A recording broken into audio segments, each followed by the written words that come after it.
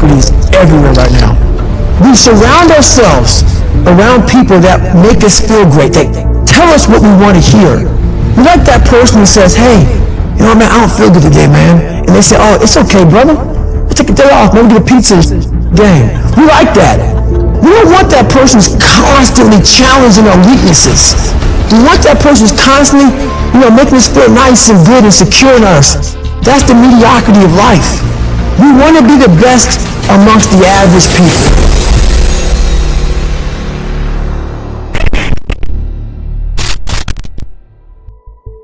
Let's say there's 10 people in this room, and we're all mediocre, but I'm the best of the mediocre people.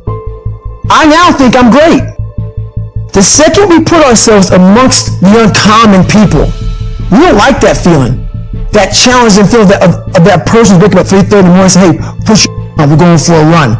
We don't like that challenge. We like that person who says, hey, you know, man, I don't feel good today, man. And they say, oh, it's okay, brother. We'll take a day off, maybe get a pizza game. We love that feeling. Why? Because you understand, man, we're good, bro. We don't want like this. Hey, man, no, bro. Get your on, man. Stop being a punk. We don't want that in our lives. People wonder, how do you stay hungry all the time? Because after I accomplish something, I don't sit back like a lot of guys who graduate buds, graduate this, graduate that. They get comfortable. They wonder why I'm getting weak, man. I don't know, I lost my edge. What's going on? Because once you hit the top of the mountain, guess what happened? I'm good. I'm good, so you wonder why you're falling down now. Because once you're at the top of the mountain, you got to build another one. That's mediocrity. There's a lot of people in mediocrity who have a nice resume, but they're one-timers, man. They hit a one-time deal, they busted open, got a lot of money, but they're good. You're mediocre now, man. What are you doing today, tomorrow, the next day? That's why I'm listening to theorists. I don't listen to all that. I listen to who's like this, man. What's wrong, man? I'm tired, dude. Why are you tired? Because tomorrow, I gotta do the again, man. Whatever it is that made me nauseous and sick to my stomach, it made me hurt. There's no ending. And that's the person I listen to. That's the person who's gained knowledge. You gain knowledge through suffering. And on the other end of suffering is a world that very few have ever seen. It's a beautiful world, because that's where you find yourself. You don't find yourself over here. You find yourself on the other end. Like the 100-mile race I was on, I ran it for 24 hours. I found myself on the other end of that race. That 19 hours, I found, wow, there's a whole other world out here that I've never even saw. The world's in your mind. And that's what all that mediocrity is about. Mediocrity is contagious.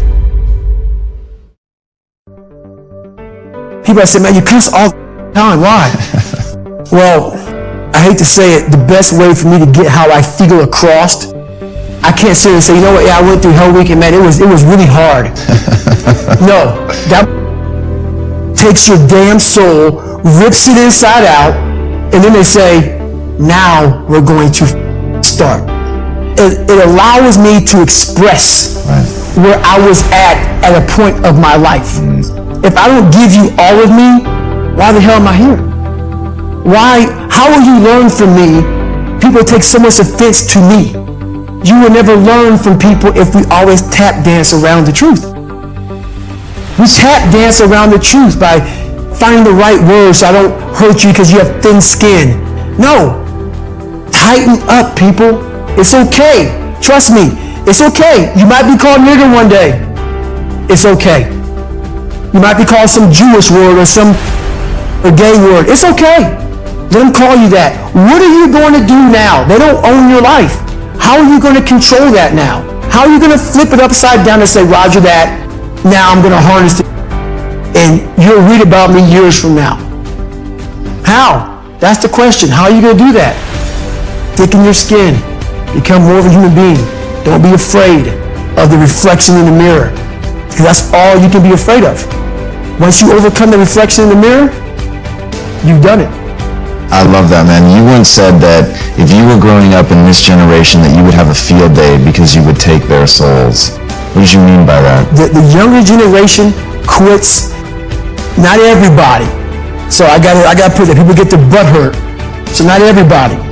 Most of this generation quits the second they get talked to. You did this wrong, or they get yelled at. It's so easy to be great nowadays because everybody else most people are weak. This is a softened generation. So if you have any mental toughness, any ability, if you have any fraction of self-discipline, the ability to not want to do it but still do it. People have a hard thing to understand. I hate to run. And what makes me so crazy, it doesn't anymore, is people go, why do you run if you hate it? What are you talking about? I don't want to take showers and eat either. I hate that too. That's life, man. It wasn't until I changed that mentality that I became somebody. I hated going to school. So guess what? I was dumb. That's what 1 + 1 is 2. But if you can get through to doing things that you hate to do, on the other side is greatness. That's what people understand. By me running, I am callousing my mind. I'm not training for a race. I'm training for life. I'm training for the time when I get that 2 o'clock in the morning call that my mom is dead or something happens tragic in life. I don't fall apart.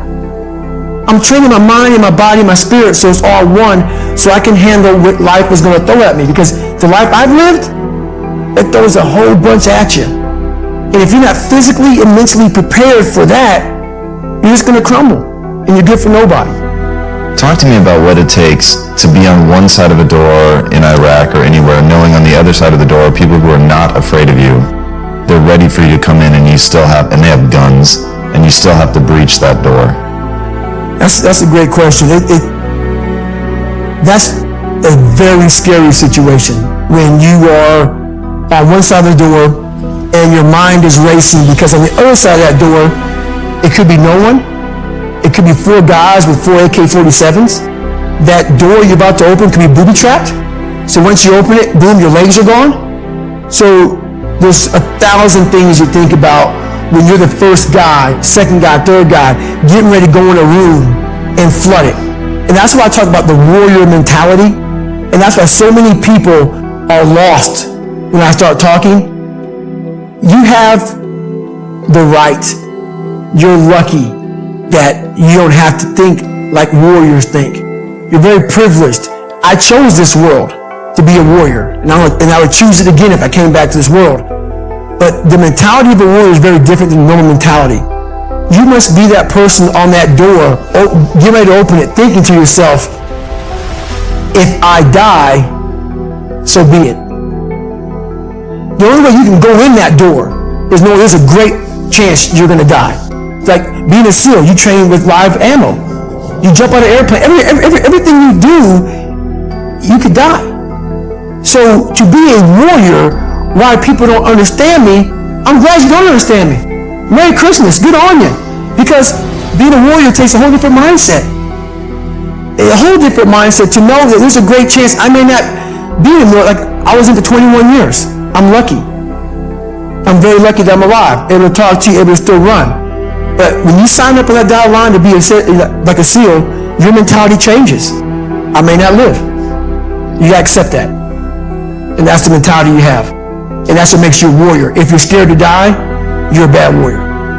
And so what do you use to push through? Is that a Goggins moment? Is that finding the darkness? I'm going through hell, I'll become the devil if I have to? Like what is that moment? What are you pulling up inside? I'm pulling up a lot of the dark side of me, but I'm also looking at the guys to my left and to my right, realizing that we're here together, man. And I have to be strong for them, and they got to be strong for me.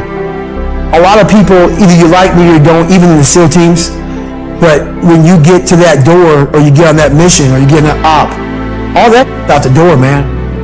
You know, you do it honestly. I mean, people say all the time in these movies, you really out there fighting for that guy beside you. And you can't be a coward.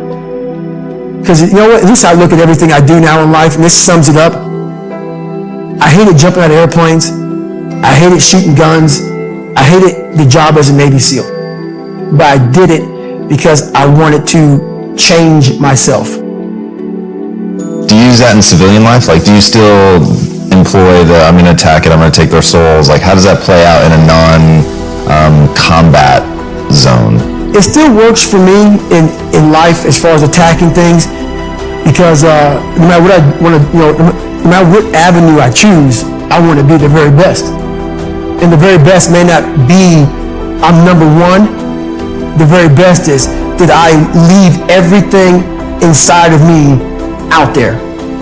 So attacking is not like, oh, I want to win this or win that or be the best.